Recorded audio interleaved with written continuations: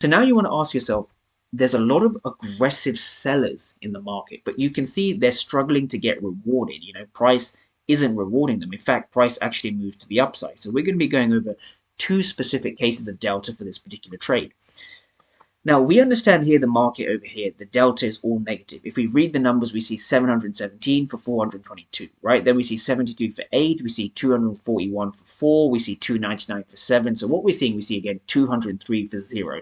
So we see a lot of aggressive activity towards the downside, a lot of aggressive sellers that want to push price down. So what we're seeing over here is we're seeing a lot of aggressive sellers trying to push price down, push price down, push price down, push price down. But instead, we had a large wick over here, which was unsuccessful, right? So this wick was filled with what we call aggressive sellers, right? The bid was very high, right? This is what we see over here. The delta is negative.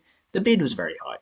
But then price actually broke past this zone, not once, but twice, right? We can see price kind of breaking through the next 5 to 10 minutes. We see a massive break.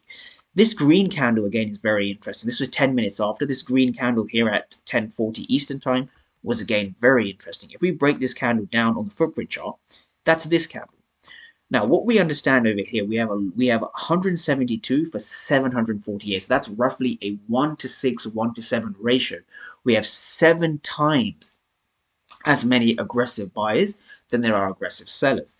That's the first thing. The second thing is look at how price kind of rejects this zone, right? We have minus negative delta. So we have 1K aggressive sellers and we have only 400 aggressive buyers. And even here we have 388 for 0. So just by reading the numbers, it's very basic once you understand this. But just by reading the numbers, we're able to gain such an edge in understanding who is aggressive.